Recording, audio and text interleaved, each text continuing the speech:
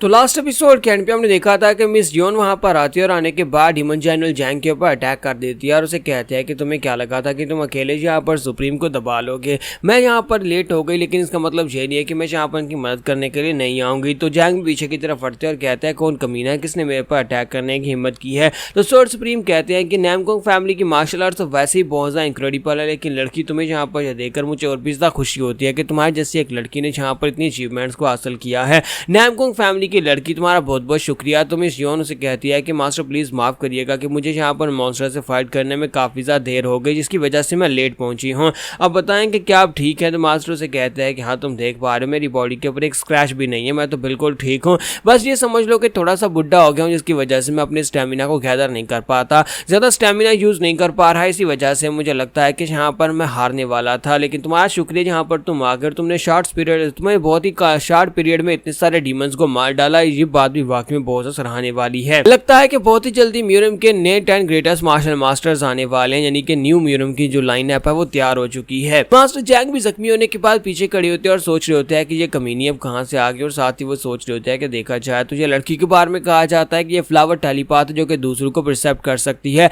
लेकिन इसकी fighting spirit भी काफी ज्यादा बेहतर है। इतने सारे डीमंस को मारकर ये यहाँ तक मेरे तक भी पहुंच आई और आकर मुझसे भी फाइट करने वाली है, क्योंकि इसके पास एक मैजिक वेपन, एक ऐसा वेपन जो कि स्पेशली डिमोनिक कल्ट के लोगों को मारने के लिए बनाया गया है। लेकिन अगर देखा जाए तो मैं यहाँ पर एक बच्ची के हाथ से तो बिल्कुल भी नहीं मरने वाला, क्योंकि ये मेरे लिए बहुत ही बड़ी इंसल्ट की बात होगी अगर मैं यहाँ पर एक लड़की के हाथ से मर जाता हूँ।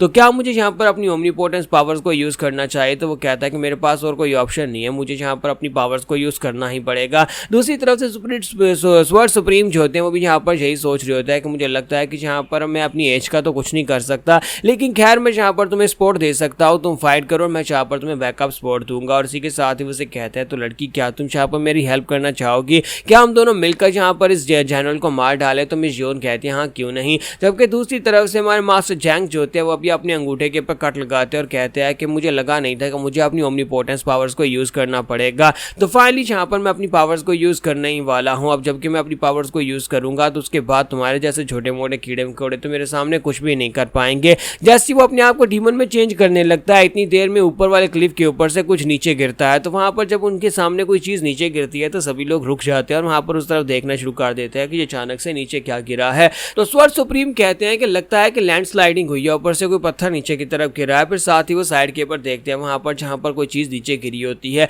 तो मिस जॉन कहती है कि मुझे ये चीज जानी पहचानी क्यों लगती है। तो वहां पर नीचे जो होती है वो शेर की खाल गिरी होती है। हमारी मिस जॉन कहते हैं कि ये टाइगर वाली स्किन मैंने किसी को पास तो देखी थी, मुझे कुछ याद आ रहा है कि ये किसके पास थी। फिर साथ ही वो कहते हैं ये तो ग्रीन फॉरेस्ट किंग के पास थी। और इसी के साथ ही वहां पर उन्हें जबरदस्त एनर्जी महसूस होना शुरू हो जाती है, इतना पावरफुल प्रेशर उन्होंने पहले महसूस नहीं किया था। तो इसी के साथ ही ऊपर से आवाज आती है, कोई कहता है कि अपनी बकवास बंद करो, तुम सभी लोग जहाँ पर कुछ ज्यादा ही शोर मचा रहे हो, तुम लोग ज्यादा शोर मचा रहे हो। सभी लोगों के ऊपर जब प्रेशर पड़ता है तो वो सांस भी नहीं ले पा रहे थे, यहाँ तक कि जनरल जैंग खुद यहाँ पर वो भी हैरान परेशान होते हैं और कहते हैं कि मैं भी यहाँ पर सांस नहीं ले पा रहा। आज ये किस किस्म का प्रेशर और कहाँ से रिलीज हो रहा है। तो वो सभी लोग जो होते हैं ऊपर की तरफ देखते हैं। जब वो लोग ऊपर की तरफ देखते हैं तो वहाँ पर देखते हैं कि ग्रीन फॉरेस्ट किंग की हालत बहुत ज़्यादा बुरी होती है, वो तकरीबन आधमरे हो चुके होते हैं। वहाँ पर उस लड़के ने, जो वो लड़का जिसके पास वो खड़े थे और उसे अपने ग्रुप में ज्वाइन करवाने के बारे में बात कर रहे थे, उस लड़के ने उन्हें उठा रखा होता है बालू से पकड़कर, और वो कहता है कि मैंने यहाँ पर एक को तो एलिमिनेट कर दिया, अब यहाँ पर तुम सभी लोगों को मारने का वक्त है, क्योंकि तुम सभी लोग यहाँ पर शोर मचा रहे हो और मुझे शोर बिल्कुल पसंद नहीं है।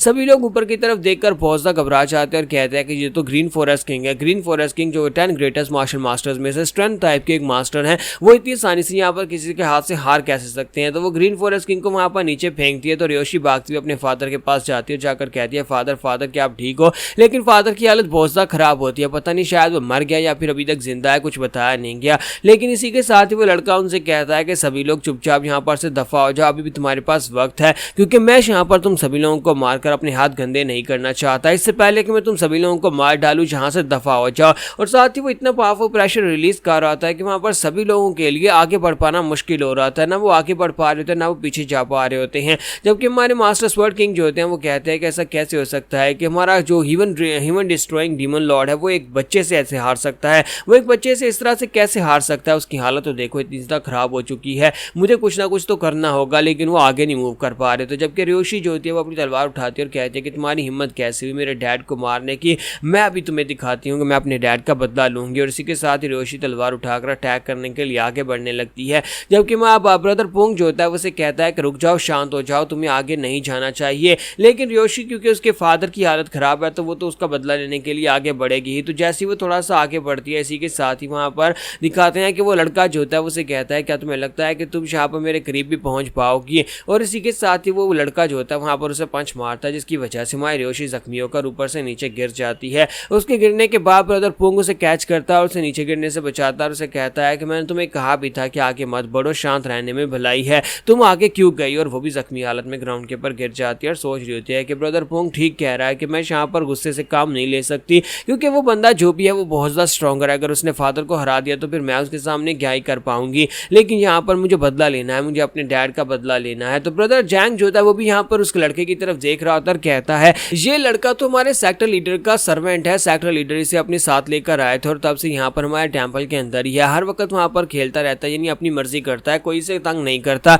लेकिन मुझे ये बिल्कुल भी आइडिया नहीं था कि ये बच्चा इतना ज़्यादा पावरफुल हो सकता है। यहाँ पर चल क्या रहा है, हमें इस बार में क्यों नहीं बताया गया कि ये बच्चा इतना पावरफुल है कि ये डीमन जनरल से भी ज़्यादा स्ट्रॉन्गर है। ग्रैंड डीमन जनरल होने के नाते मैं भी यहाँ पर आगे नहीं बढ़ पा रहा है, इसका प्रेशर इतना ज़्यादा है। तो इसी के साथ ही बच्चा जो होता है वहाँ पर उनकी तरफ देख रहा होता है और उन सभी से कह रहा होता है कि अगर तुम लोग यहाँ से अभी चले जाते हो तो तुम सभी को जिंदा छोड़ दूंगा। दूसरी तरफ इंपीरियल फैमिली का सीन दिखाया जाता है जहाँ पर एम्परर कहता है कि मुझे तो लगा था कि डीमन क्वीन एक बहुत ही स्ट्रॉन्गर औरत है और डीमन क्वीन को मारना काफी ज़्यादा मुश्किल होगा, लेकिन तुमने जहाँ पर जो कुछ भी किया था उसके बाद अब तुम्हें यहाँ पर सजा मिल चुकी है, अब तुम्हारे मरने का वक्त आ चुका है। ये बात तो माननी पड़ेगी कि मार्शल आर्ट्स काफी ज्यादा कमाल की होती हैं और तुम्हारे पास जो सुपर पावर्स हैं वो भी काफी ज्यादा अच्छी थी, लेकिन अफसोस कि तुम यहाँ पर इंपीरियल आर्मी के सामने नहीं टिक पाओगे, क्योंकि इंपीरियल आर्मी जो है वो पूरी की पूरी जनता के लिए होती है। इंपीरियल आर्मी का काम होता है सभी लोगों की सुरक्षा करना, तुम्हारे जैसे खतरे से निमटना, इसी के लिए इंपीरियल आर्मी को हमेशा ट्रेन किया जाता है। तो यहाँ पर दिखाते हैं कि वहाँ पर इंपीरियल आर्मी के लोगों ने अपने भाले डीमन क्वीन की बॉडी के आर पार दंसा रखे होते हैं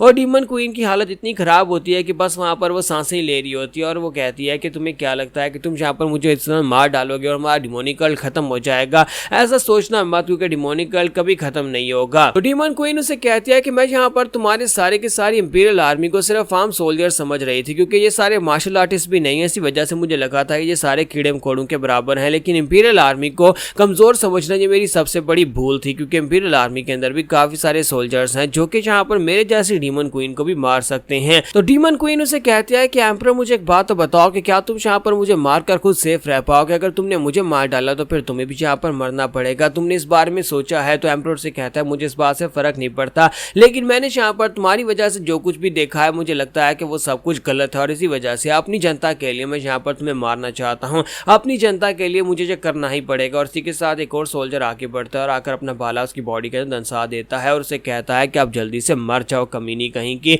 तो डीमन क्वीन के मुंह से वहां पर ब्लीडिंग हो रही होती है और साथ ही वो सोच रही होती है कि सब कुछ परफेक्टली चल रहा था, ये कमीना एम्परर मेरे पूरी तरह से मेरे कंट्रोल में था, फिर अचानक से यहाँ पर ये एम्परर बदल क्यों गया और इसने यहाँ पर मेरी बातें मानने से इनकार कर दिया। यहाँ पर हम लोग अपनी एपिसोड 165 का एंड करेंगे और नेक्स्ट एपिसोड में देखेंगे क्या है असल में यहाँ पर डीमन कल्ट का लीडर है कौन। एक लीडर मेन टेंपल में बैठा हुआ है, एक लीडर ये है जिसे यहाँ पर जो डीमन क्वीन कह रहे हैं और जिसे ये मार रहे हैं, और एक बच्चा है जो कि इतना पावरफुल है जो यहाँ पर अपनी पावर्स के साथ सभी की सांसें बंद कर रहा है।